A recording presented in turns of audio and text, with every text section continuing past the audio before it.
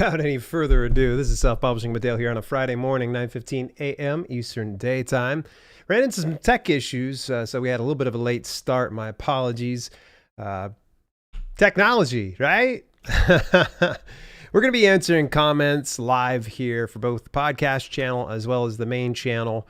I did kind of cheat a little bit. I did some comments over the last couple of days on the main channel because there was a great interview with the head of Kindle Vella, Virginia Milner. If you did not get the opportunity to go and watch it, might I recommend that you do that as soon as humanly possible. Honestly, I had very little interest in doing Kindle Vella. When I was done with that interview, I had more interest than ever. So pretty pumped about that. And if you happen to be doing Kindle Vella, let me know. I see that SL Michaels is in the house. And of course, I know she is looking to possibly, or no, you actually did do Kindle Vella, if I can recall. So I'm multitasking here, folks. My apologies. I was just communicating with my graphic design team about a really, really cool project I'll be letting you know about here in the very near future. Hey, before we get any further into things, I do want to let you know that today's broadcast is sponsored by the fine folks over at the Local PR Toolkit. So if you're an indie author looking to publicize your book, what makes more sense? You go hire a publicist, if you can find one, and then spend thousands of dollars every time you write a book to publicize that thing?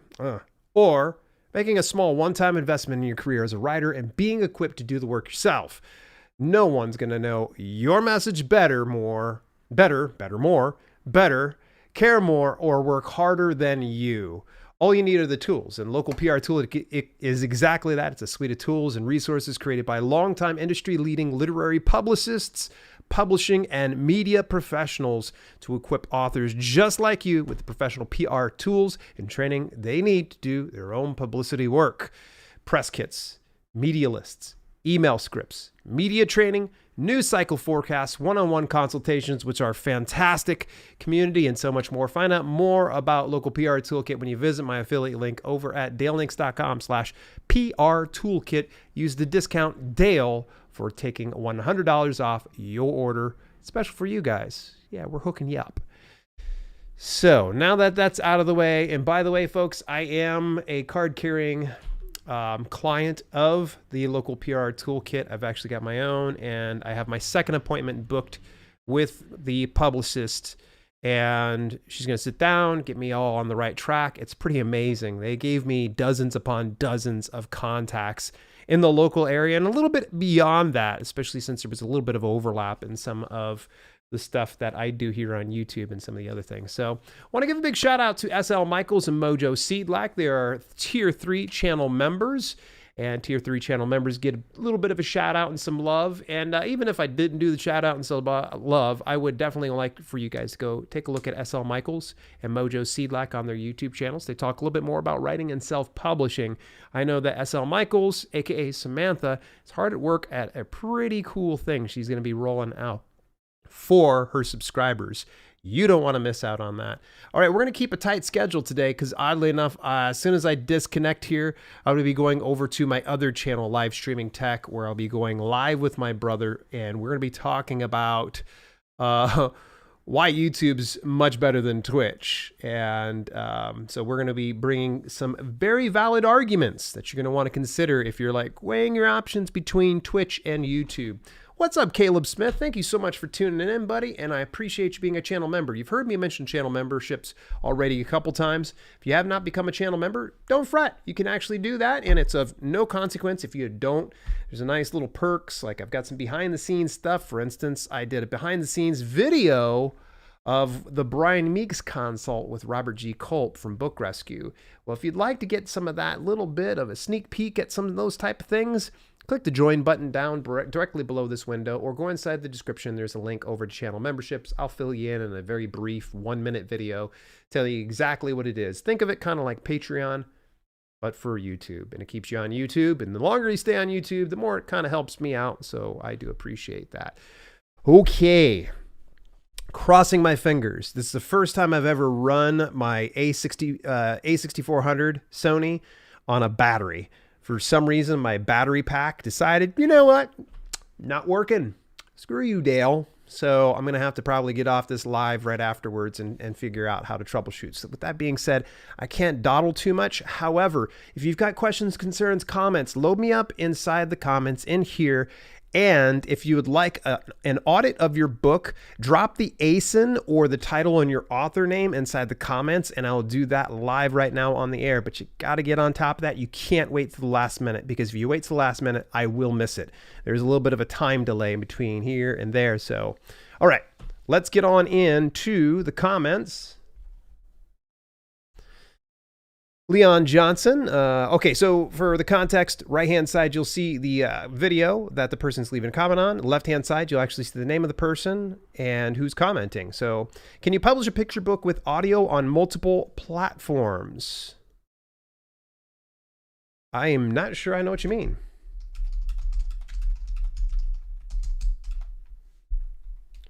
Could you rephrase it? Because a picture book doesn't typically have audio attached to it. So I'm thinking you'd probably have to do something that's going to be offset, printer of some sort. Kelly Folsom says, thank you so much for this excellent review and overview. I'm researching to publish my first printed book. This was very helpful. Glad it was helpful. Thanks so much for watching and commenting. Stay tuned to the channel. In November, I have someone who's going to share his experience with BookBaby. The good, the bad, and the ugly. Although not much ugly.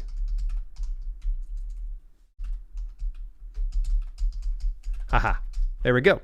Yeah, so in this coming month here in November, I think it might be somewhere mid-November, something like that, maybe towards the beginning. I'm not really 100% sure, but I'll let you guys know. Here on this channel, actually, I'll be interviewing a new author about his experience over on BookBaby, and he's going to share all of the whole process, how much he invested, what he got for that, what was the upsells like.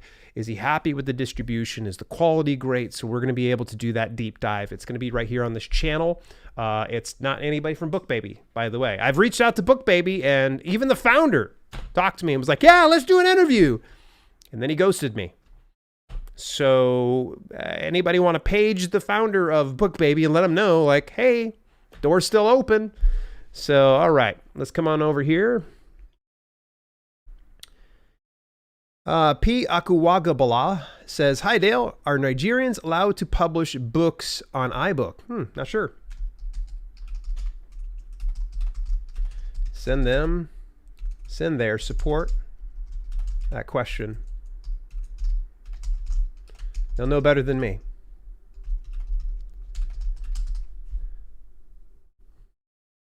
Every now and then, you guys are going to be surprised to learn. I don't know everything. I honestly don't.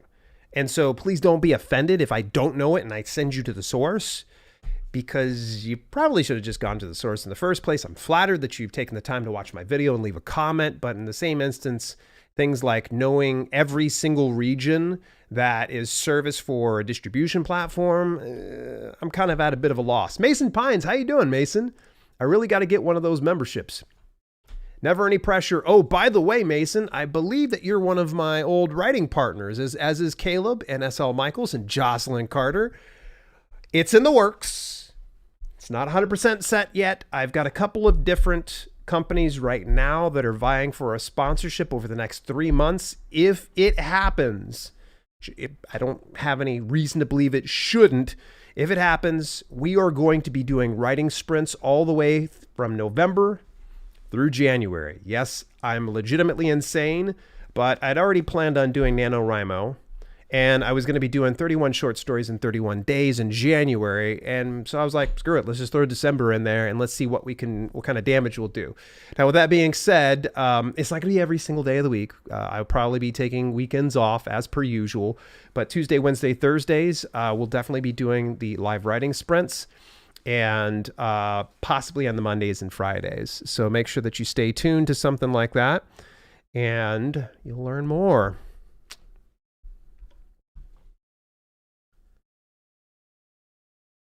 Alrighty. Thumbs up, heart. Scully's out the thrillers. What's going on, Scully? I always appreciate your support, buddy. Thanks a million, buddy. He just said, I like this format. Yeah, we're going to keep the news segment. It's kind of funny. I get far less views on the podcast than I do on the news segments that fire off on the Wednesdays. Keeping in mind that I do these news segments on Mondays when I record the podcast. And typically we go into the Mondays at 12:15, probably about 12:30 to 12:45 is when we do the news segment that lasts about 10 to 15 minutes. And then we wrap up the show with the 20-minute podcast recording. So if you want to see those news segments on time, watch it on Monday, or you can just wait for it when I clip it on down to the Wednesday broadcasts. But thank you so much. I appreciate that. If you are enjoying the news segments, let me know. If news segments you don't care, tell me you don't care. It's not going to hurt my feelings. Skyrider, thank you so much, Skyrider. Skyrider, you keep changing your name on me here. You had a different name last week. Super informative and cheerful, Dale. Thank you. Glad you enjoyed it. Thanks so much for the support. I appreciate that. One of the greatest things you guys can do for anybody that's doing YouTube, if you want to help support, obviously there's the channel memberships, but just the smallest thing in the world is watching a video all the way through and then hitting a thumbs up of some sort. If you watch that video all the way through, hit a thumbs up, fantastic. If you drop a comment though, ooh, that's next level stuff. You share it, oh yeah. Yeah, that's the kind of stuff I dig. So thank you so much when you do leave a comment. It means the world. Stan Scher says, I have to say I'm not happy with Ingram Spark so far. I will agree with you. 2 weeks ago, I submitted my book for publishing. Zero communication. It's about par for course. I was told this is a 2 to 4 day process. I'm 18 days in. Good Lord. No one's ever online to help me through chat. Why is this so frustrating? I want to publish and start selling my darn book. Agreed.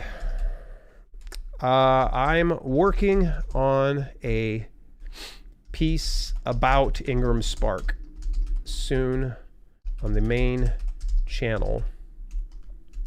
Just might as well go ahead and drop the link to that.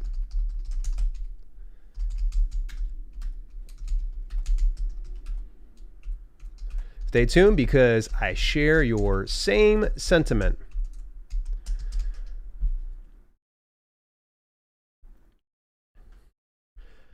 I want to choose my words carefully.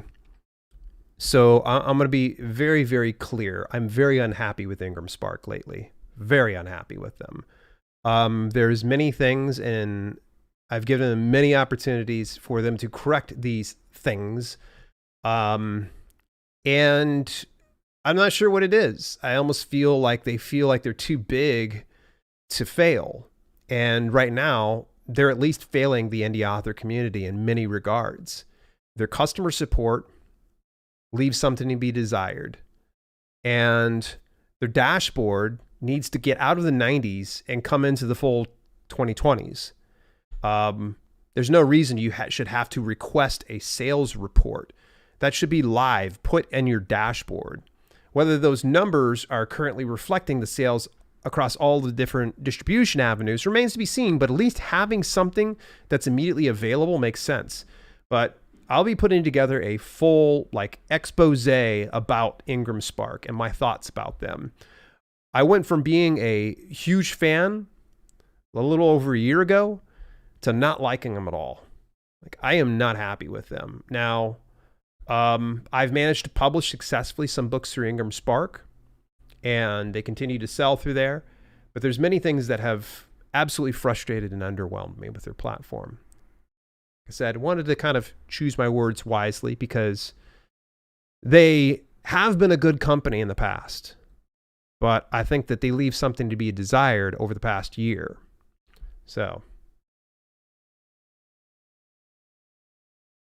ooh, did anyone catch wind of the NFT collab Realm of Ruin between several young adult authors that ended up getting canceled 5 hours after the initial information came out? No kidding. That's crazy. I did not hear about that, Caleb. All right, Venus D says about the Blurb video. I started with Blurb in around 2011. Back then, there was no KDP, but they were called CreateSpace, and it was not the same as they are now because Amazon was not as big. Blurb was nice and easy to use, and their program at the time, which they do not use anymore, was very easy to learn and was like a watered-down MS Word. Excuse me. Creating things like the cover was also very easy as well and built in the same program you make the book content on. The quality was amazing and affordable for hardcover books and with no minimum size for hardcover like the current Betts KDP hardcover, which is 75-page minimum. Venus, use Grammarly. I would have returned to them, but my computer could not use their new program, so I sought KDP, which I now use. Okay.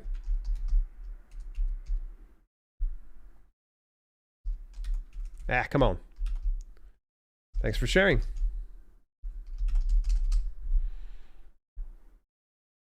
I'm not sure if I was supposed to be answering something there.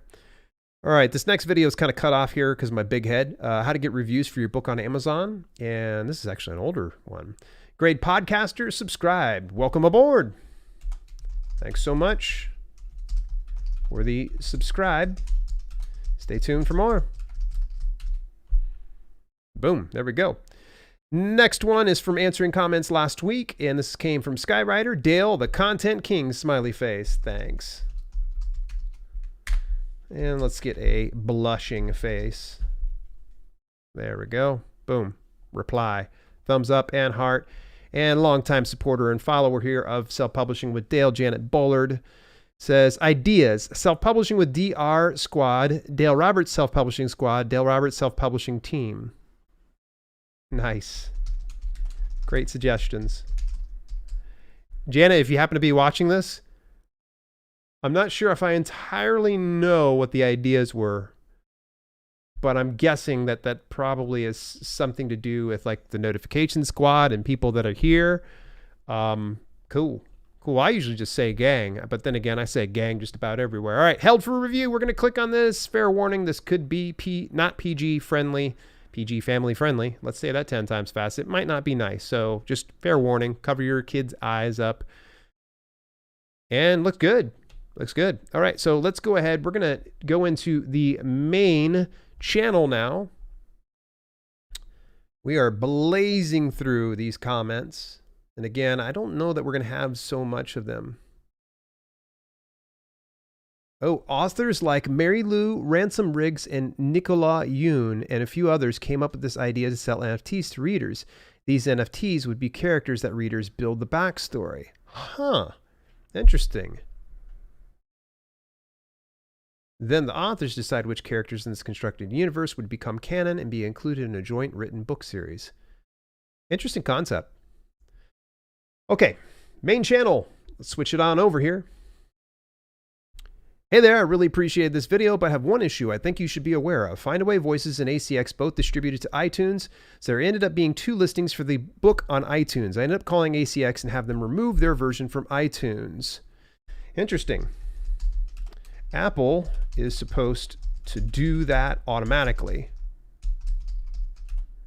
Was your metadata at all different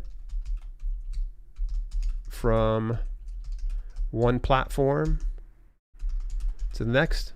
Actually, from ACX to Findaway Voices. Any small change could make Apple believe it's a different audiobook.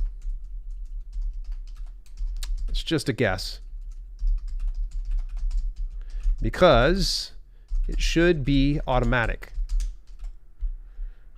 Apple defers to Findaway Voices because they're a preferred partner.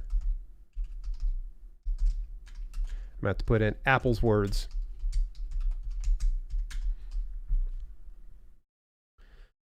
A thumbs up and heart. So there you guys go. So just to kind of get a little bit of context here, what the person's talking about is you can distribute through ACX. And you have Amazon, Audible, and Apple. Now, when you go to Findaway Voices, there's a little bit of a different deal that's worked out with Findaway Voices because they're a preferred partner. And obviously, Apple doesn't view Findaway Voices as competition. So they will always send the business over to Findaway Voices. And this is good for you as an audiobook rights holder, because if you distribute through ACX, let's just pretend that you are exclusive to ACX. You get a 40% royalty for all the sales that come in. Now, keep in mind, though, when it comes through Apple by way of ACX, there's a 25% revenue share with Apple before you even touch it. So that means that Apple takes 75% of every sale of your audiobook on their platform, sends 25% over to ACX, and you collect 40%. That's if you're exclusive. Now, if you're non-exclusive, though, it will be 25% on ACX. So you'd be 25% of 25%. But good news is if you go over to Findaway Voices and you deselect Amazon Audible, very first thing, so there's no duplicate publishings. The next thing is leave Apple. This is specifically came from Will Degas, the head of Findaway Voices. They have an agreement put together with Apple. Apple actually will give a 45% royalty to Findaway Voices. That's a 20% increase from what we get over in ACX. Not to mention that it's 80% of that 45%. So do the math. You get 40% of 25% or 80% of 45%. You see that slight increase? Now, what Jennifer went through was she said, hey, I ended up with duplicate publishings. There was 2 versions of her audiobook put up there. And if your metadata is not absolutely the same, or if there's any kind of deviation in the tracks that you're uploading to there, or the titling of those tracks, then Apple's going to assume, oh, this is a new book. And so it's going to put it up, and you're going to see duplicate listings in that specific instance. Now, Jennifer went and got a hold of ACX and said, hey, could you remove Apple? Typically, it's an all or nothing thing on ACX. I wasn't aware that you could reach out to them and have that deselected, but there's an option if you run into this issue. But it should automatically be defaulting over to Findaway Voices. This is direct from the horse's mouth, right from the head of Findaway Voices. So there you go. Think Like Bamboo. Thanks so much for sharing this. It's very helpful. Is there a huge difference between standard and premium quality? I have yet to test out the standard color option. Stay tuned, because it will eventually happen.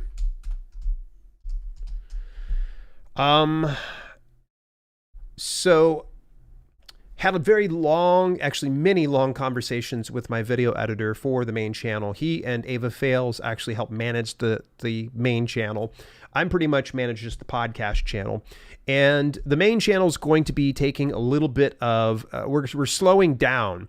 The content that we're going to be uploading it's going to include things like book rescue, like video series that people can kind of fully be invested in. So utility type things like, the self-published book unboxing might end up taking place here on the podcast channel. So hate to kind of say it, but it's almost like I'm happy to kind of make this a dumping ground, and for utility, that's totally fine. People come here for information, they want to piece out. Over in the main channel, we're really trying to build something that's more special than how-to and tutorials. We want to kind of get it to where everybody is a bit more invested in what we have. So book rescue is one way. Here pretty soon, I'm actually going to be starting up a new series called the Bad Book Covers, and I'll be actually having self-publishing expert, OG of self-publishing, and online business strategist Johnny Andrews. He's going to be joining me on that. It's going to be a lot of fun, but the Bad Book Cover series is going to be great. I've got a collaboration series that's in the works with MK Williams, and we actually go through the full audiobook publishing process, from finding a good narrator to publishing the content to promoting the content and getting rid of the codes that you end up getting. So stay tuned to that. All that to say this, that the main channel, you may not see the self-published book unboxing. It'll probably be right here on this podcast channel. Michelle Abad is a subscriber for the past 3 days. Awesome. Welcome aboard, Mia Michelle. All right. So she says, hey, Dale, I'm trying to figure it out. If I can just file a DBA as my publishing company and get an EIN for now, since I don't have any book profits or business assets, since I'm literally starting out in the publishing game. I thought it'd be awesome if you could do a video where you speak to a CPA, I have, and a business lawyer.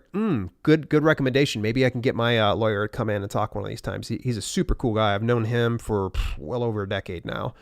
About the option of filing a DBA as a self-publishing company and whether or not getting an EIN for the DBA is a doable option for a first-timer like me who doesn't have enough money to create an LLC for their self-publishing company. Mia Michelle, oh my Lord, could you please get Grammarly or Pro Writing Aid? Your run-on sentence is just brutalizing me here. But, I mean it in the nicest way. Really do appreciate the comment, but good Lord. But wants to keep spending and saving for my self-publishing hustle separate from my personal bank account. I've been doing some Google searches, and some people say you can have an EIN for the DBA for self-publishing, but I don't know the tricks of the publishing trade. I've seen videos of self-published authors who have filed an LLC, but none have mentioned filing a DBA and getting an EIN for the DBA as another way to go about it for those who can't afford or maybe don't want to go the LLC route. Okay, I've had my CPA on the channel before. I'm gonna have to look this up. Unfortunately, I'm not 100% certain where it's at. It's either here or on the podcast channel. And if it's on the podcast channel, let's see here. Certified? I'm not sure if I said certified public accountant. How about taxes? Yes, there we go. Perfect. It's a great interview. It's about an hour long. Anybody that really needs a little bit of help, boom, there it is. I'll reach out to my business attorney to see if he'd be up for a Q&A. Stay tuned.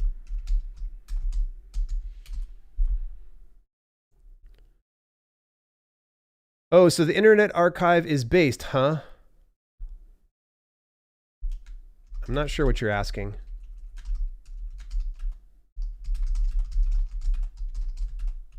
Could you rephrase that?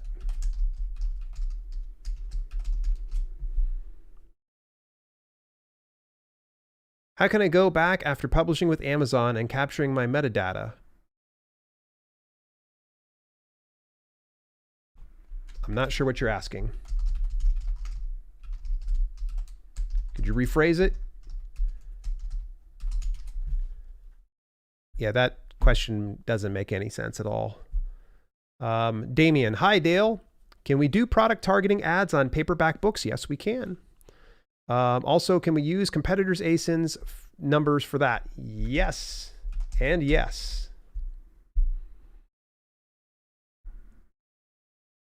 These are two different options for color on KDP now. I'd love to see the difference between those. It's in the works. Stay tuned. Alrighty, we're going to hit held for review here, folks. Fair warning, I can't be held responsible for any of this. It is not PG or family friendly sometimes. So here we go. Nothing in held for review. Good stuff, folks. Man, that was a fast session today. I do appreciate everybody kind of tuning in. Let's go ahead and peek into the chat here, kind of talking a little bit more about the NFTs. Good stuff, Caleb. Good stuff. All right. Well, hey, today's broadcast was brought to you by Local PR Toolkit, folks. Please make sure you visit our affiliate link over at dalelinks.com/PR Toolkit. Use the coupon code DALE to take $100 off your order today. And I am an actual client of them. So I'm not just, some guy shilling out some stuff going, hey, give me some money, Local PR Toolkit. Nope, doesn't work that way. I actually am going to be using them, and I have my second appointment, the consultation that I'll be sitting down with the publicist to kind of iron out all of the game plan and just try to push forward. So you'll be able to take advantage of that as well. Become your own publicist by getting your own toolkit. Again, dalelinks.com/PR Toolkit. Not convinced by Ingram Spark myself. Not sure what you mean, Easy Graphics. Alrighty. Hey, so next Monday we will be back in the studio, 12:15 p.m. Eastern Daytime. Tech issues aside, hopefully we should be all fine by then. But that will be one last episode on marketing and promotion for the month. And then we'll be back here again on Friday to do questions and answers. So if you want to come on over and join, if you would like your book audited, drop your ASIN, or you can put your title and your author name. And I'd be happy to go ahead and audit that live. Just be prepared. You know, I'm not gonna pull punches. I'm not gonna be a complete jerk about it, but I am going to, sit down and kind of pick apart some of the things that you can kind of make better. If that's something you want to do, it's almost like getting a consultation for free with me. But unfortunately, that means that you're going to need to be in the public eye and get that criticism in front of other people. Something that my old wrestling coach, wrestling trainer, I should say, Lance Storm, said to me up in Calgary after we were done. And he's like, I think it's better that you hear it from me than hear it from somebody else. So hearing it from a promoter or hearing it from, the buying audience. So if you want to get an audit of your book, I think it's better that you hear it from me than to learn it the hard way. So please drop your ASIN, your title, your author name. That's fine. ASIN's probably going to be more than sufficient. So at any rate, thank you so much to SL Michaels and Mojo Seedlack for being channel members. Till later, folks. Thank you. Have an awesome weekend. And don't forget, we're going to be doing writing sprints starting in NaNoWriMo, National Novel Writing Month here in November. Mark your calendars. Till then, this has been Self-Publishing with Dale, and I'll see you later.